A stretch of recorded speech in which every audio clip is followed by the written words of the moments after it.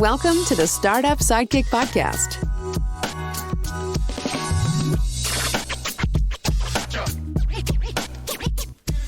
Hello, everyone. I am Claire Dobson. We have another amazing guest today on the Startup Sidekick podcast. We are interviewing the CEO and founder of AskNeo. But before that, he was in the trenches as employee number 2 and then decided to start his own thing. So we're going to learn all about Lio Slama. So everybody, please welcome him to the Startup Sidekick podcast. Hey, Lio, how are you? I'm good. How are you? I'm doing great. So let's get to know you a little bit. Besides, looking at your LinkedIn, I see you went from architect to co-founder to CEO and founder. You've kind of been all over the place. What's something we might not find about you on your LinkedIn? You're right. I was an architect. I was actually the head architect for the International Labour Organization in Switzerland, managing the design, the architecture, and the engineering as well. It was a $300 million project. And I'm a painter as well. I do mostly abstract expressionism. I do at least one exhibition a year. And when I do an exhibition, I invite everyone I know, all my friends, all the people I'm not friends with as well. It's just a great moment to show my art and talk. And then, I've been building tech startups since a few years now. And I came to realize that whether it's through a building, a painting, or a software, it's all about creating amazing experiences for people. And that's what's important to me. So that's it. That's awesome. So how long have you been painting? Has it been around your whole life, or did you pick it up at some point? My whole life. I've been painting since I'm 4 years old. That's been a while. Well, we'll have a separate side conversation on that and how to go view some of your paintings. That's awesome. Well, let's start talking about, so when you first started thinking about joining a startup, what was going through your mind? Is that something you always wanted, or did someone have to convince you? Right. So what happened is that I managed the International Labour Organization renovation for about 2 years in Switzerland. And I decided to leave after the design phase. And the project was a huge success. The client, so the International Labour Organization, part of the UN, decided to really build most of the recommendation we gave. It's always a negotiation because there's a huge budget, but it's a public project, from more than 180 countries. So that was a very complex project there. And I said I managed the engineering. It's civil engineering, mechanical engineering, HVAC, so the ventilation, security and safety, against fire, but against terrorist attacks as well. And so I was really, really making sure that the design I wanted and the vision I wanted to accomplish for the ILO, which was all about transparency, by the way, because I had a few scandals about labor themselves at the headquarters, the design was getting achieved. And for that, I always say you need to please the engineers, okay? Because engineers, they're going to compete with each other. One wants to put a huge door against fire, but you want to put transparency there. And then the mechanical want to put some pipe there, but you have to control the design. If you control the engineering, then you can control the design.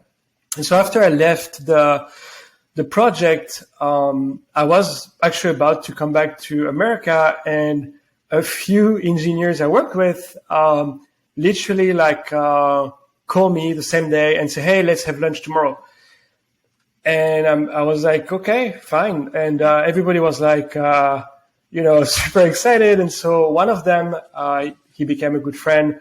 He was like, let's build a startup together. And he was one of the safety engineer for fire and terrorist attacks and other stuff like that. So that was really sensitive topics. So you have to trust people when you worked on that. Yeah.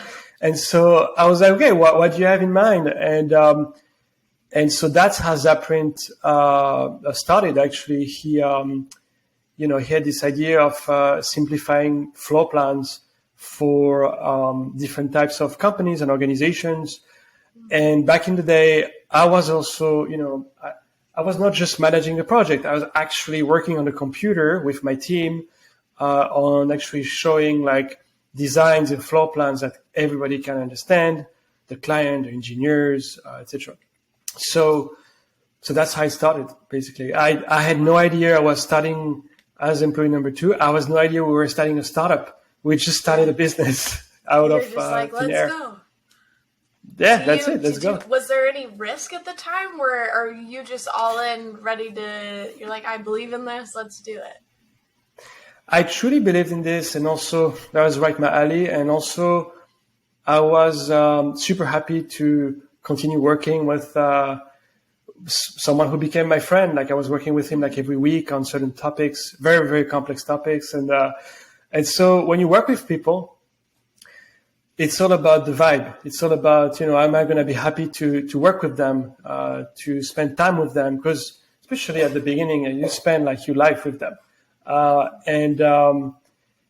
And so that was, of course, there is always risk. I really wanted to come back to America, but as a result, I stayed 1 more year in Switzerland because of that.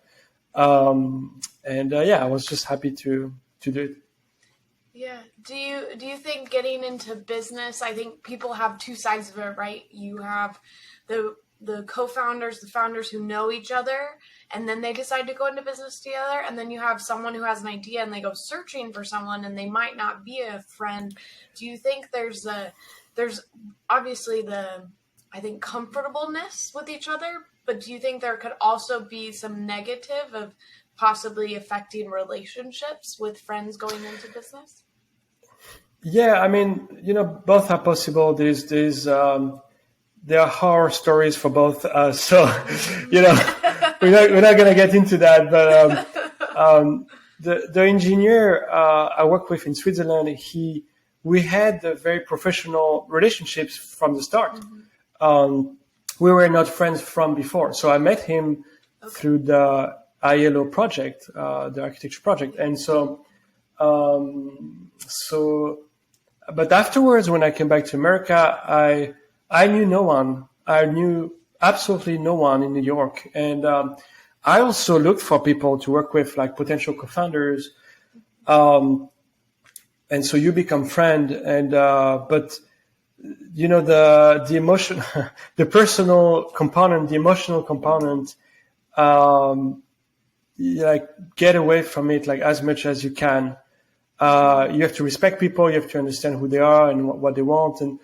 But it's getting very personal after just a few weeks, a month, because you spend so much time with those people, potential co-founders or as employee number 2 as well. Like, employee number 2 is almost a co-founder, depending on the stage of the company. So, I learned, it's been a few years now, but I really learned how to get the emotions out. And really, I think one good way to do that, especially for me, is, hey, if it's not the right fit anymore for me or for them, it's okay. It's totally fine. If they want to do something else, or if you want to do something else, it's fine. And I think that's one of the huge mistakes that most bigger brands, bigger companies do today. They want to keep their employees at all costs, and they don't encourage them to build their own path. It's like, why not? Like, okay, of course it costs a lot to hire more new people, rather than keeping them. But like, if they are happy joining the company, you have to make sure they're happy when they leave the company as well. And so that's what I learned when I left, the ILO project, for example, or when I left Zaprint, because I wanted to come back to America so bad. Switzerland is an amazing country, don't get me wrong. But I grew up nearby in France. Like it wasn't as excited for me, except the chocolate, which is absolutely insane there. And I go back to Switzerland for my friends and for the chocolate, by the way. But besides that, like I just wanted to come back to New York, Yes, New York over chocolate, Yeah. That's awesome. Yeah, that's a hard choice. It's very interesting you talk about that. If we go into this, that's thinking about from like hiring standpoint, but also allowing your people to go, like, do you think there's a certain quality that needs to be had for people joining a startup, or a personality type? Yes, absolutely. I hire a lot of people, mostly interns right now, because we're still a bootstrap startup. We raise money, we're raising money again, but I hire a ton of interns, and it's interesting because I'm looking for a particular type of people who are entrepreneurial. It doesn't mean they are entrepreneurs or they built a startup before, but they are entrepreneurial. The type of people who, for example, if they're fresh out of college, or if they're still in college, they are taking initiative to build certain tools or services for their university or for their friends, or they started to sell chocolate bars at 9 years old, this type of stuff. And, anybody can do that, but when they put that on their resume, it means that they understand the value of it. Because a lot of people try to show like they are reliable, they had amazing internships at Goldman Sachs and stuff, and it's like, yeah, I'm not looking for that. I'm looking for, did you sell chocolate bars? It's always about chocolate. Did you sell chocolate bars when you were 9 years old, you were 9 years old to your friends? Because I'm interested in that. Why did you do that? Like, what type of personality you have to do that, Okay. Yeah, that's interesting. And I think there's so much, you learn, you don't realize you're doing it at that time, but I think knowing people who take responsibility, who want to work on that next project, they almost get bored doing the same thing every day. Like, you don't always know where your fit is, but there is a fit for you. And like, that's what you're talking about. That's how you get into the entrepreneurial kind of mindset. Most entrepreneurs won't tell you because they don't even think about it. Not because they don't want to say, but the number one reason why entrepreneurs are entrepreneurs is because they cannot deal with hierarchy. They cannot have a boss. Okay. I was unable to have a boss. I was not fit to have a boss. It was very difficult for me to find jobs, by the way. I found a job in New York. I found a job in Switzerland. So that's actually ironic. I never found a job in France where I grew up because people were scared of me, of my personality. And you see that on my resume, and so most entrepreneurs cannot have a boss. They don't want to have a boss. And that's something most people won't tell you, but that's the truth. Yeah. It's very true. I mean, you're describing my husband perfectly. So it's exactly how he is. Yeah. You don't realize, but I think a lot of people might not realize that. And that's where the opportunity lays. And they kind of need some guidance behind there. Let's transition a little bit and talk about the startup life and being on the ground floor. You go days and days, even maybe months of no wins, you're just getting kicked in the teeth. It's not always fun. What motivates you, or how do you deal with that, knowing that there might be a win, it might just be weeks away?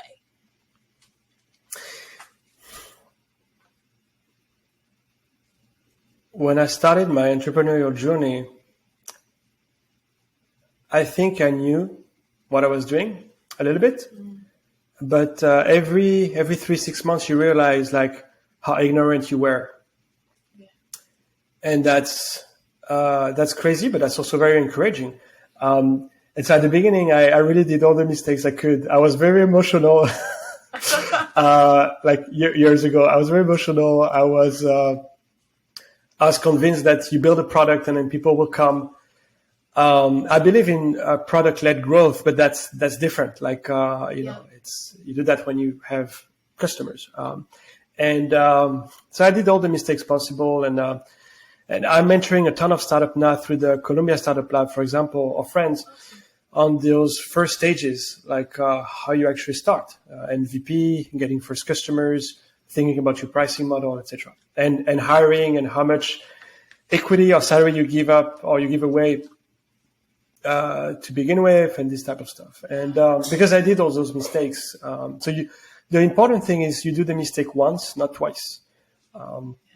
And so it's important to look back 2-3 months all the time, because you might think you're not actually progressing as much, or things are slower than you would like them to be, which is always the case when you build a startup, before Series A at least. And the truth is, when you look back 2-3 months, you're like, oh, we gain new customers. We have more on our wait list now. We actually made more money. We actually are in the process of hiring more people now. We're talking to these investors now, et cetera, et cetera. So we understood that, this type of customer need this type of feature. So that's next on our roadmap. And so things actually evolve faster than you think. It's interesting you say that. I mean, I feel like in it right now. I just joined Abstract about just over 9 months ago, and the first 3 months felt like I did nothing. Like everything was the same. But when you look back on it, you're like, okay, yeah, I did progress a little bit, or I did do this, but it just sometimes it feels like all the work is going towards nothing. And then all of a sudden you realize it. So I think that is important that you look back and you see the growth, because sometimes in the day-to-day, it might get overwhelming in that sense too. Yeah, I think before you get paid customers, that's a feeling that can really be there. It takes time to build a product. It takes time to get first customers, etc. But at the same time, when you start having paid customers, that's where the real game starts. So I advise people to deploy the product, even if it's a small MVP, as soon as possible. Again, I did the mistake in the past in one of my first startups to just spend months, or even years actually, on business, like on theoretical stuff, like business plan, financial model, building up an MVP as well at the same time, but very slowly, and not putting it in the hands of potential customers. And when we started putting it in the hands of potential customers, all of a sudden we understood what we had to do next. But it keeps happening because people, want to be ready. Be ready for what? You're never ready. Like, just ship your new feature, ship your new update, ship it as soon as possible, and you learn from it. Yeah, there will always be things to improve on, so it'll never be perfect, right? Yeah, exactly. That's definitely difficult, I think, for some people to get over, but I think there needs to be that fine balance. Do you see, like, when you're hiring and, for your companies and the companies you've been a part of, do you see that personalities are similar, or do you think there's when you're looking, let's say, for someone looking to join a startup, is it okay if they don't maybe believe or agree with everything that person is saying? Is that an okay thing, or do you need to think you align perfectly? Okay, there are two very different questions in your question. Do they believe or do they agree? Do they believe? Yes, they have to believe in our mission, for sure. Do they agree with the day-to-day, or if they agree with everything? That's a huge problem for me, because we're a really small team. With interns, we're never more than 10 people. So I absolutely need people, including interns, to tell me what's wrong or what they see. If something is not really, like, seems to be wrong, or seems that we can improve it, we probably can improve it. And if an intern that's just 18 or 19 is not willing or not comfortable talking, that's a problem. And so all the employees, or of course my co-founder, but to the interns, from the start, I pick them because I see they're entrepreneurial and they don't hesitate to speak out, and it works. Like from the start, sometimes they do stuff that I haven't asked them to do, or they do something differently, and that's perfect, because they are the ones who actually. I'm not going to reveal what they exactly do, but whether they take care of product, engineering, growth, sales, they are the ones on the ground. And so, it's bottom up. It's like, they don't have to ask me permission to try another type of outreach, or they don't have to ask me permission to prioritize another type of update for the product, for example, because if they do, it slows down everyone. And also, that's not what we have to do. Like, they know better than me in certain areas. Like they are there, you know. Yep. No, exactly. Yeah. You don't want to bottleneck it. You want to, so it's like you have to have some ability you have to realize you're responsible for a lot when you are joining a startup, but you can't be afraid to make a decision or try something different. You can't always wait for the CEO, the co-founder, someone to give you that permission. Yeah, it's super important, really. Yeah. So when we're talking about, I mean, you've kind of been all over the place. Like, what motivates you besides the hierarchy and not, being able to find your spot? Like, what motivates you to keep going and come up with these ideas and start new companies? So I don't start new companies every day. It's really about the customers. Right now with AskNeo, for example, we're getting more and more customers. We have a long wait list because I'm raising money now to onboard the wait list because we're a very, very small team. Mm-hmm. And when I see all those companies, all those brands that have the same issues, that complain about the same problems and come to AskNeo to solve them, and then they tell us like they're so happy with AskNeo, they're like, okay, we've never seen something like that before. We've tried a few competitors or other solutions. That's what motivates you, honestly. I always say I haven't invented anything. The customers, the people, the users invented everything. I talk to customers every day by texting, because we're all about texting, or on Zoom, to understand their experience, what they would like to see next. We make our customers vote on the next features.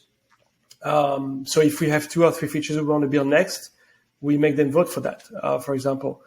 And so it's all about creating an amazing experience for them. Yeah. That's very interesting. I've never really, everybody says that, but I've never heard it in that way of really your customers are what's driving the innovation, because they're bringing the problems to you and you're just finding ways to solve it. It's incredible. That's very cool. With AskNeo, we really product-led growth. I do not believe in ads, like social media ads or SEM. I am against it completely. I've said it before and I will say it again. I'm a big proponent of content, organic content. So we have a blog, we have videos, podcasts as well. And people find us like this organically through SEO. And when they find us, they're like, wow, that's what I need. That's exactly what I need. And so product-led growth, it's really about, it's not just about the features you build or how much more ROI or repeat sales you help your customers get. That's one thing. It's how you make them feel. And I don't think an ad is going to cut it, on the contrary. I think something organic is better. Yeah, it's definitely very hard to put what you're trying to do or, the problems that you solve into an ad. And I think that's where, every $1 million question is, how do we get more customers, and everybody's trying different things and seeing what works, but it's truly the product that speaks for itself and the customers that drive that innovation. So that's very cool. Totally. Let's go to the misconception side. Is there anything that you've noticed or seen, and maybe this kind of has to do with like the ad side of it. Is there any misconceptions when joining a startup, or are you getting any interns that are like, oh yeah, this is what it's going to be like, and it's not like that at all? Yeah, totally. Most of our interns want to continue after their internship, even if we cannot necessarily hire them because they're still at school, or they want to continue because they're learning so much, and because I make sure that there's a great vibe and we have fun as well all the time. The thing is, maybe it comes back to hiring people. I mentor people as well on their lives, and I hear this dichotomy all the time. Oh, I'm hesitating between going to work for a VC or going to work for early stage startup, being seed or Series A, by the way, not like B or C. Yeah. And when I heard that the first times, I was a bit surprised, but now I know exactly what it means. So I tell those people, what is a VC and what is an early stage startup? Like, it's like telling me like you're hesitating between becoming an architect and becoming a construction worker. Like, it's two different things. Yeah, you might work on the same building for sure, but it's really, really, really not the same at all. Like the skills or the experience or the vibe, or it's really not the same. And I explain that to them, and usually it's because they want to become consultants. They don't want to do a startup or work in an early stage startup. So I advise them to be consultants, to go work for a VC or a bank, and that's great. I think that's great. But usually when you see entrepreneurs who become VC, I like to talk to those VCs. I really like that. When you see VCs that try to become entrepreneurs, and we've seen that in the past. And they're very public about it. After 6 months or a year, usually they tweet something like, I just realized how difficult it was. And usually they fail. Like, I'm sure there are counterexamples. I don't have any in mind, but like, these two different things. Like, it's not the same job, right? Like, it's very different. Yeah, that's very true. And I think, it's from my perspective, it's hard to explain sometimes how hard it really is. Like, it's not that it's just hard work. It's like you're trying to think of something, you're trying to do something better, you're trying to produce this amazing product. Like, you want it so bad, but it's not always there. Like, the outcome just doesn't come tomorrow. If you want it more than the other person, it takes time. And I think that's very hard to explain to people who are looking to join a startup, who maybe never been a part of it, is trying to explain that. But it's interesting, the VC startup side too. That's really something that I've seen in the past. So the investors I'm looking for usually are investors who can add value. They can help with like financial strategy or business model, or making some key intros, or this type of stuff. Whatever you need, this should be helpful. It's not like you're going to speak like every week or every day, but or maybe actually some VCs actually do that. I heard that. So somehow they can be an extension of your company. And all the investors we have so far, Techstars and angel investors, they've been very much an extension of the company when we need them. And so that's what you want. That's what you need. They're not going to build your company on your behalf. Again, that's two different jobs. But when you have a question or you need feedback on something, they have, I feel like I saw that they have usually a certain view of the market that you don't, because you're in the trenches building your company, and they might know better than you how to disrupt the market sometimes. We got some ideas from some of our investors to get ahead of the curve that move the needle, and I wouldn't think of this type of stuff. So yeah.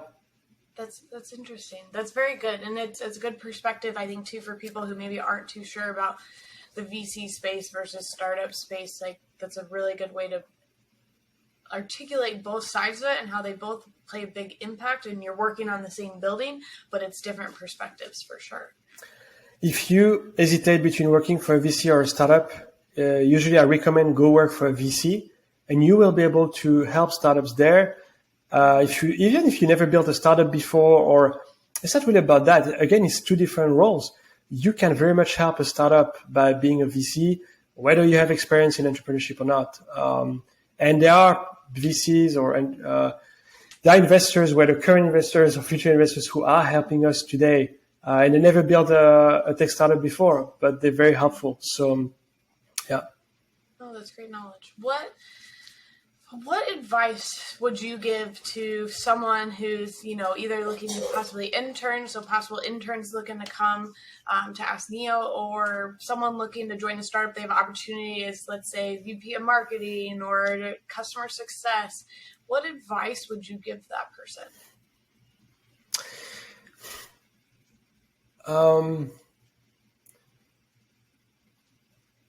It's not as glamorous as it seems. It's very intense, and you have to be super flexible. It's funny because we have some interns. We had some interns that interned at AskNeo, and then the following summer or the following semester they went to Goldman Sachs. And after their internship at Goldman Sachs, I asked them like, so how was it? Was it more intense, less intense? And they were like,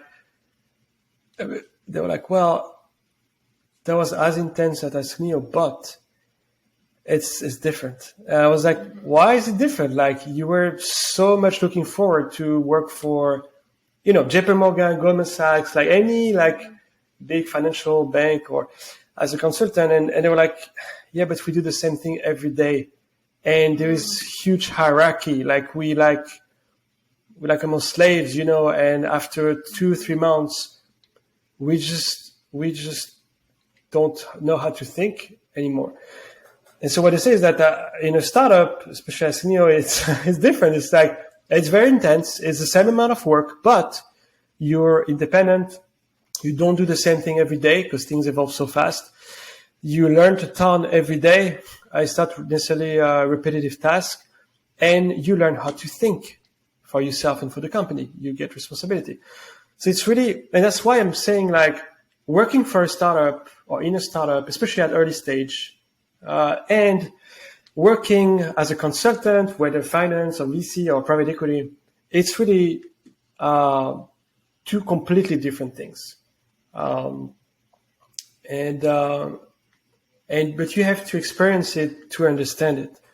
I like asking them after the internship, so how was it, and then they really understand. But that's good. They have both experiences. Now they can compare. They can, see for themselves.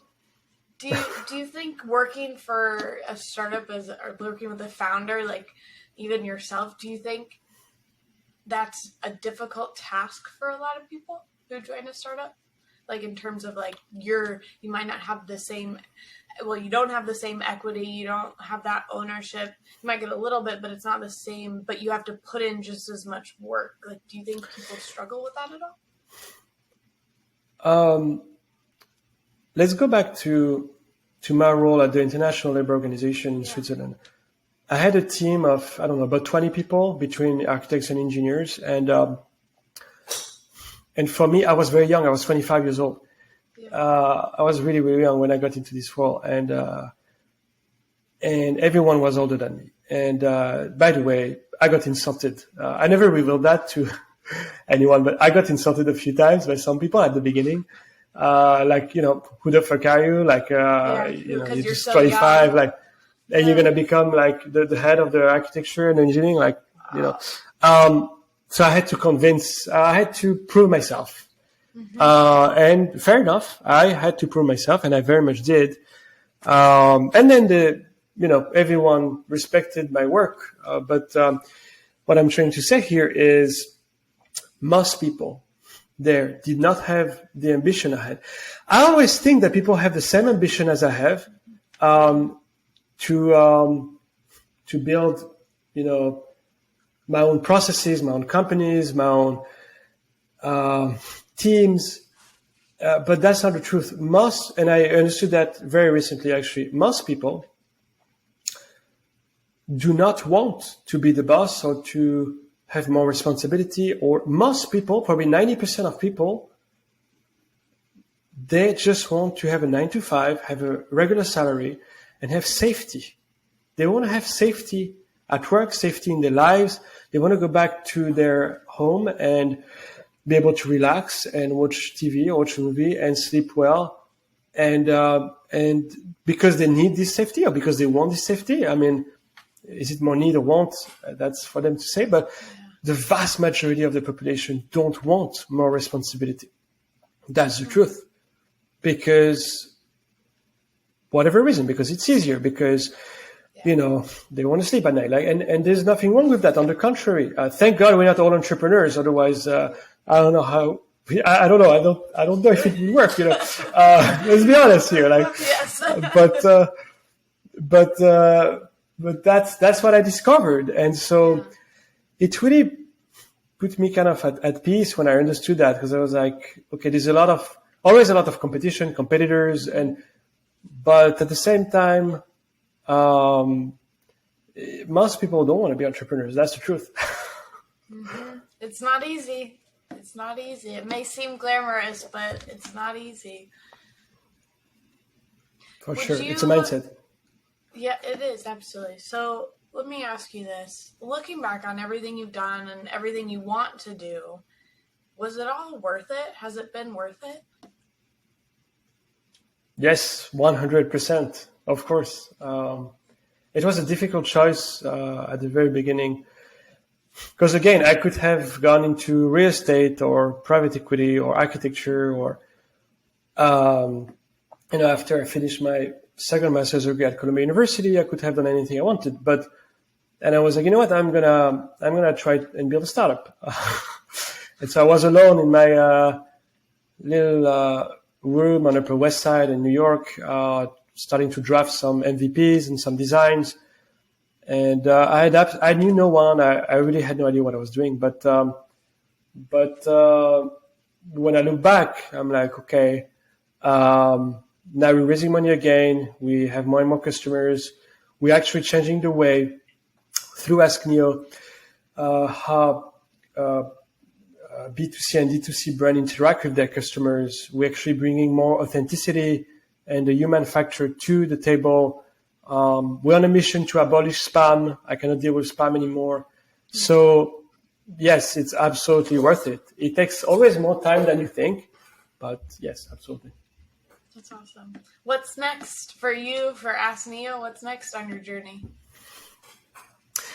Next is to raise our seed round. I'm just starting right now to talk to investors and onboard our waitlist and really grow faster, hire more people as well for growth and engineering, always looking for new team members. And really, we proved so far that when you don't spam people, when you are conversational, as sales, marketing, customer support, when you do that, you have way better results. Some of our customers produce $500,000 in just 3 days through AskNeo. Some of them have like 500x returns on the investment with AskNeo. So, and we are no-code software. Like anyone can use it right away. It takes only 2 minutes to get started. So when you see that, that's what motivates you and encourages you to continue. Because when we started seeing those results, my co-founder and myself, we couldn't believe it, but the customers either they couldn't believe it either, because it's like it never happened to them. Yeah. But we proved that one staff member can take care of 10,000 customers with AskNeo. Like it's unheard of. No other software does that. So we're gonna keep building. We're gonna keep building with those customers. We're gonna keep making sure that no one is spamming. And they get those results that they deserve.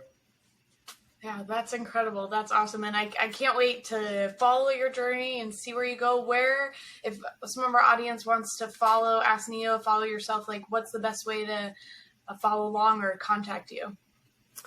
So we're very active on Instagram and LinkedIn. So they can follow us on Instagram. If they look for AskNeo, AskNeo, they will find us. By the way, we call the company AskNeo because of the Matrix. If you remember in the Matrix movie, Neo basically helps humans literally disconnect from the fake and digital world of the Matrix and reconnect human to human. That's exactly what we do at AskNeo. We help consumer brands reconnect with their customers, human to human. And the irony is that the chatbot, the brand avatar, the automations, we call it Neo. that's the irony of the company. But it's always a hybrid between human to human or human touch and automations.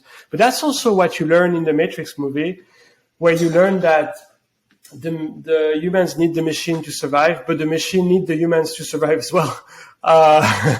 So that's the movie. And by the way, a friend of mine the other day told me, but you did all this because of SMS, because of texting, right? And I was like, wait, what do you mean? It's like, because you're conversational SMS with automation, and Neo at the first minutes of the Matrix movie, the first movie, he gets extracted from an SMS, follow the right rabbit. And I was like, oh my God, I forgot that.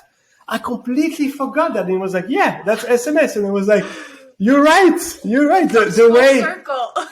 Yeah, it comes full circle. Like the way they extract human, the first time is not by phone call. It's actually by an SMS, from, I think Moffers and his team to Neo in the Matrix. So that's what we do. We help those consumer brands, reconnect with their customers human to human. And, we help those people working at those brands, like sales managers or marketing managers or CMOs, extract themselves from the spam content or the spam game. Like everyone is spamming so much. It's like, is it the race? Is it the content? Like, stop spamming. There's no need for that.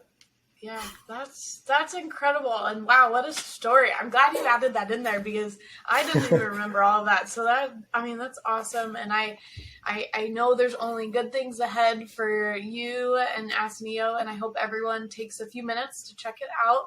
But I appreciate, Lio, for you joining the Startup Sidekick podcast. I think everybody's going to learn a ton from this. At least I did myself. So I appreciate it. Thank you very much. Well, thank you very much for the opportunity. And once again, if they want to learn more about AskNeo and want to try it out for free, they can text Neo, N-E-O, to 917-451-5515, which is our phone number.